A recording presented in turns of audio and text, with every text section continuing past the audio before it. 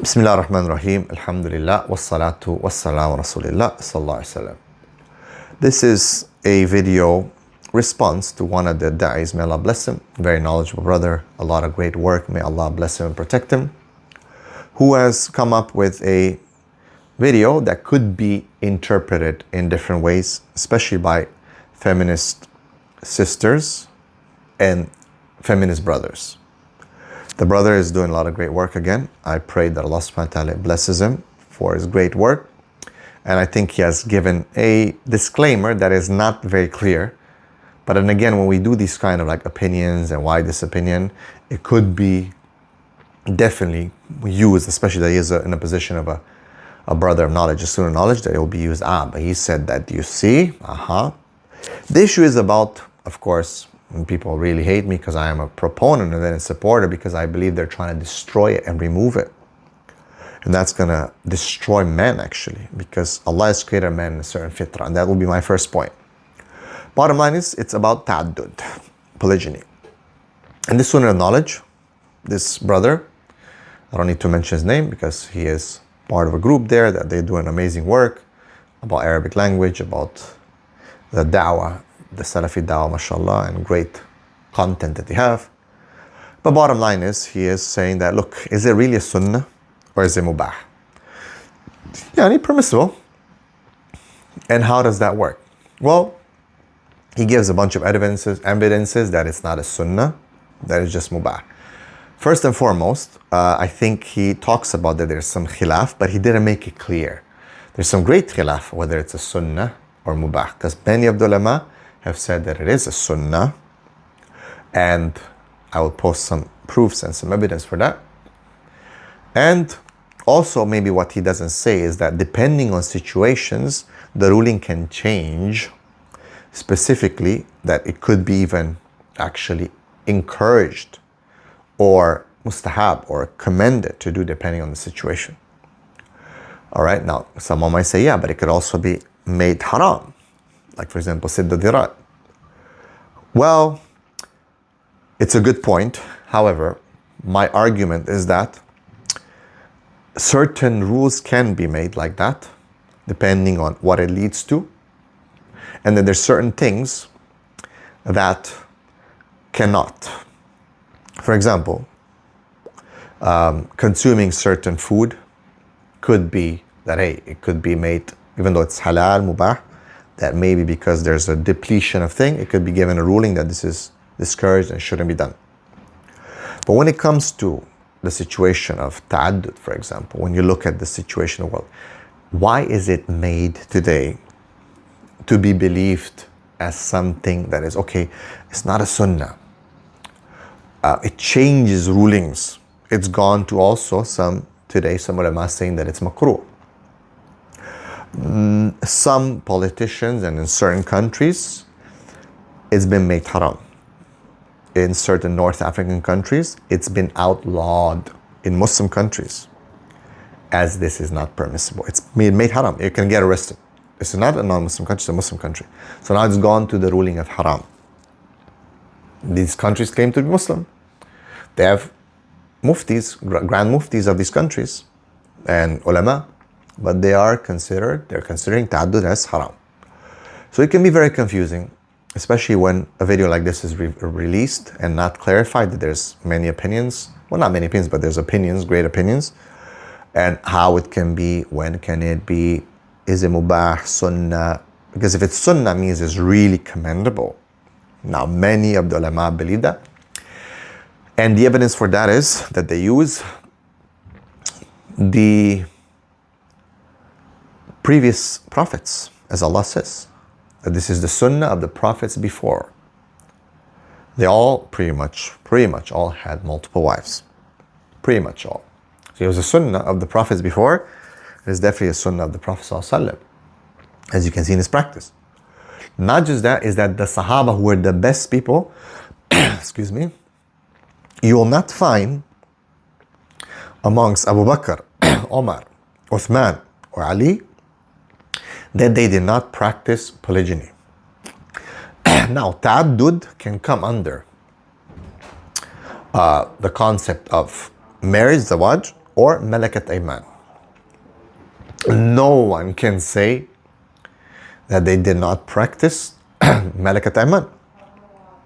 People tried to say that Ali did this and this and this, and he stayed with Fatima, but he had malakat ayman even while he was with Fatima. We know that they all married. Abu Bakr, Omar, Uthman, and even Ali had multiple wives after. So the people we know that had the best knowledge of the sunnah of the Prophet ﷺ, they followed his sunnah. People say, no, it was culture. No, because it was culture to marry more than 4 wives. Allah restricted it to 4. Okay? Very clearly. This is something that we need to understand. All right? This was the sunnah of all the prophets before. It was the sunnah of the Sahaba that they practiced and they understood what the Prophet ﷺ did, and they did that. And then the Ustaz is going towards a hadith, a qawl of Ibn Abbas radiallahu an, that is collected, I believe, in Sahih Muslim. And he says, well, is he really saying or encouraging people? Well, yes, he is. Because he says, Mary, for the best of this ummah, had the most wives. You can look, even ask a Arabic linguist or specialist in this, better than me or him, this Ustaz, may Allah bless him, that you'll find that it is definitely an encouragement. All right? Now, I don't want to go into a full refutation of the video. I just want people to understand that it's not as black and white, and he wasn't very clear on how, the opinions, also the implications of him not being clear, because so many women are being used in this video now to throw in their husband's face. Now, what are the implications of why polygyny is supposedly not sunnah? Because if it's sunnah, it means it is very rewardable to be done. You get rewarded for it, which sisters don't like, of course, because now if men find that this is rewardable, then I'll do it. Of course it's rewardable, because I'll take care of another family. I have more children, which the Prophet said that the more you'll have, the more he'll be proud of us on the Day of Judgment. You're feeding more mouths, which is rewarded. You're taking care of more families, which is rewarded. It's not like just mubah. Mubah yani permissible. Khalas, you don't get punished. You don't get rewarded for it. It's okay. No, but when it's a sunnah, you get rewarded. You get ajr. So, more women take care of, more mouths to take care of, more people. Yeah, and you can take care of the orphans as well. But here we're talking specifically about marriage. Okay, people don't like marriage. Hey, you got to slave women, which is still not haram, of course, but it's not there, obviously. But we're talking about concept here, concept. What they're trying to restrict and stop is practice. And they can do that with marriage, of course, because the law is on their side. And of course, feminist women are going to run with it and love it. But here we're trying to understand it from a concept of what's permissible, what's not, what is encouraged, can it be changed, and so on. Definitely, women have been using this video to say, aha, you see, it's not a sunnah. You shouldn't practice it. Leave it. It's just mubah. The problem is that even if it's mubah, it's still very, very important and there. So men will still do it. But women and men and ustaz need to consider the condition of men. Men will always be men. Allah created them. That's why the prophets were the greatest and more spiritual people. There's no one better than prophets, obviously. Clearly or clearly not, right? People, I don't know what they think. But clearly there's no one better than prophets. They were the more spiritual. They also were the most wise. Why did they, most of them, pretty much marry more than one woman? And one of them even had hundreds. Why? They're spiritual. They understood that. Girls get emotional. Would anyone say that what has changed that has made the change, us changing the ruling from, let's say, sunnah to mubah, or even makruh, or even haram these days? What is it? Well, it's the same thing that causes so many problems, actually, to a lot of these brothers, Daees themselves, sheikhs and imams. It's what their wives say. It's what their wives' opinions are. It's what their wives stand to on the ground about. That they don't like it. This is what's changed. This is who've been fighting for removing the rights of men to marry. But bottom line is, sisters, no matter what you do, and brothers who are supporting this, you cannot change a man's behavior, his fitrah. And you know who bears witness to that? Your history, your browsing history, your social media history, and what you're looking at. You can say, yeah, I'm only going to be with one wife. It's not a sunnah. I'll just stick to mubah. I'll just stick to just one wife, because my wife from behind the screen says that. But and you know, brother, you're watching me here. I'm not saying all of you, but you know who you are. You know what your browsing history says, even if you cleared it. You know what your social media recommended things and what your algorithm is pushing, even if you cleared it. You know exactly what I'm talking about. Yeah, you might have one wife, but in reality, you wish you had more than one. Why? Because your fitra wants that. But you know your wife hates it, so you're hiding, watching other women, lusting over them. Why? You could have the halal, the sunnah. Oh, it's mubah. I know it's mubah. But that mubah and that halal would stop you from going to the haram. Doing the mubah would stop you from doing the haram. But no, you decide to stick with the haram and to scroll, checking hijab tutorials and checking these girls twerking or whatever the heck they're talking about. Look at this history. I deal with these cases every single day. Today, sister came up. Brother, tell my husband, look at what he's looking at. Look who's he liking. Look what he's following. Oh yeah, but polygyny is makruh. It is just mubah, meaning don't do it. You will not do it. Okay, so go and watch the reels of the girls shaking their booty. Why? Because this is how your fitra is, man. You cannot change the fitra of a man. Mithna wa thulatha wa rabi'. They're marrying 2 or 3 or 4. By default, it was 2. The istithna, the exception is, ma malakat aymanum. Or if you cannot be fair to your wives. Fairness. You cannot be just to them. Give their emotions and what they need and all that. Then guess what? There's slave women. So it's still polygyny, but there's the accountability is not on the level. You don't have to be fair with slave women. Oh, Islam is such an unfair religion. Well, Islam is a religion of fitrah. Allah created that way. So if you analyze the tafsir, and I challenge, it's not my opinion, go to Tafsir ibn Kathir, that all of you would, or At-Tabari, or Jalalain, or whatever you want, and look at the tafsir of the ayah in Surah An-Nisa. Mithna wa thulatha wa rabi'. 2 or 3 or 4. Look and read the tafsir. And if you cannot be just, then one. Oh, ma malakat aymanukum. Or what? The slave women. Because you don't have to be just with slave women. So a man is always given his desire in polygyny to have variety and to have women is there, justified and given. Why? Because that's his fitrah. He's gonna do it in haram if not. So what I need to understand to brother Ustaz, he needs to understand that.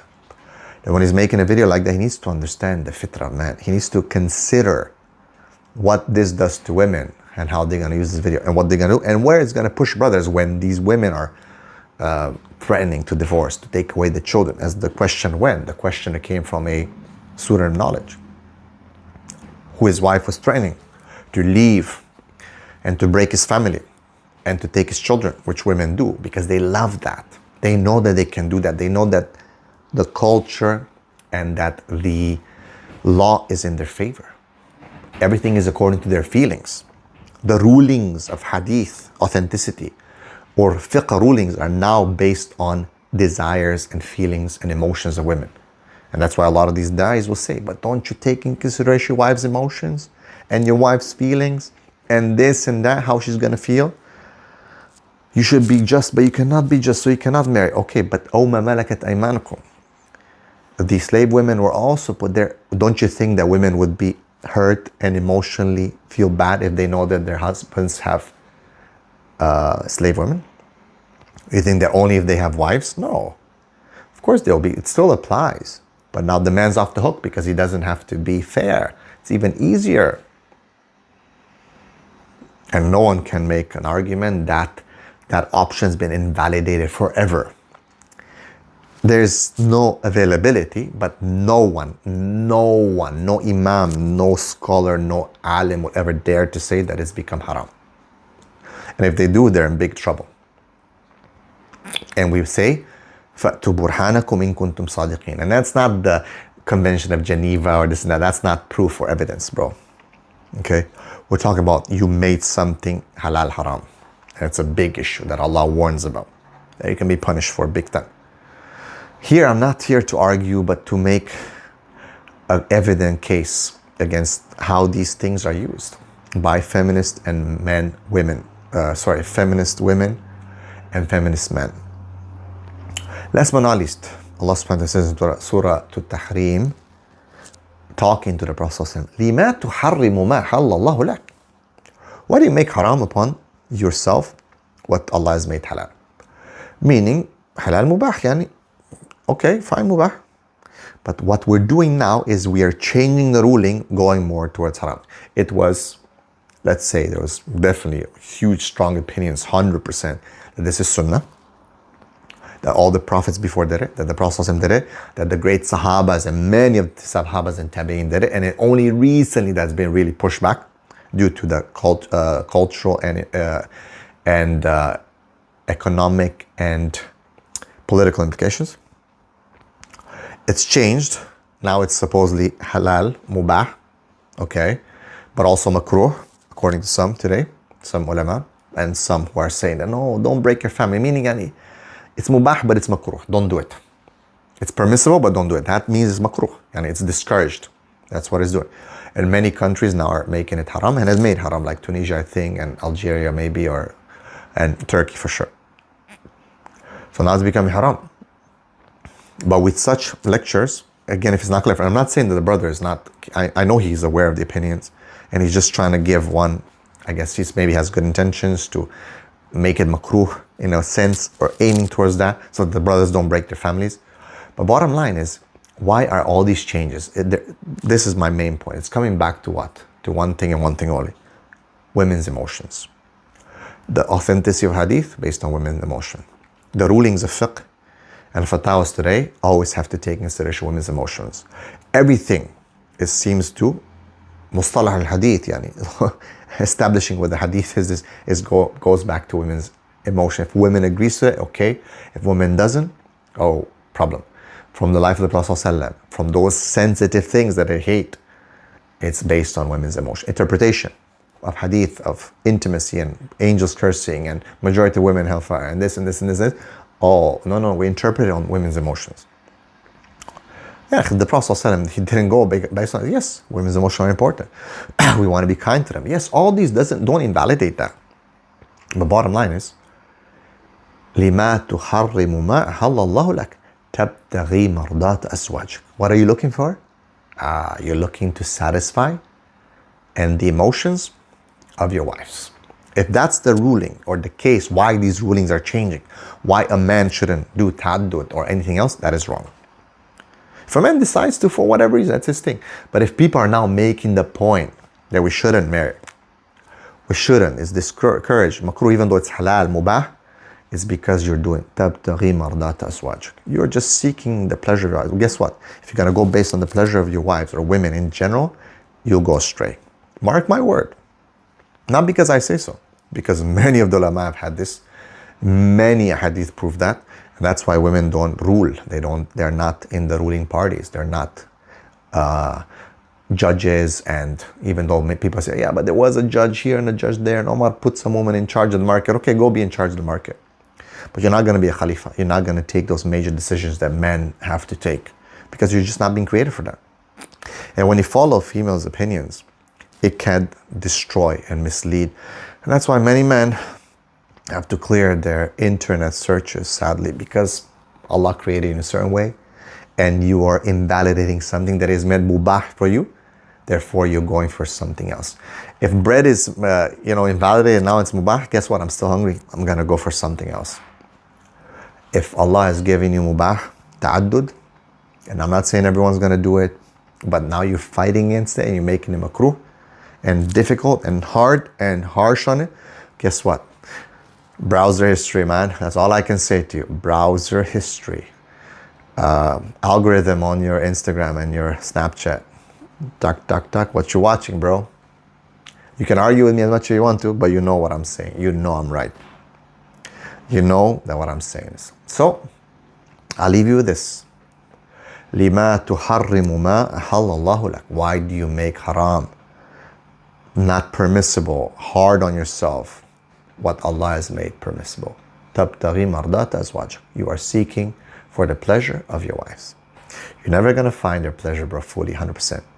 And if the deen is ruled according to their pleasure, when that's what you get, this gay LGBTQ Islam, weak Islam, all these colorful Islam, these changes, this politically correct Islam, all this rubbish that we see today is destroying the ummah. And then you're wondering why your children are becoming gay and transitioning. May Allah protect us. Do not give up.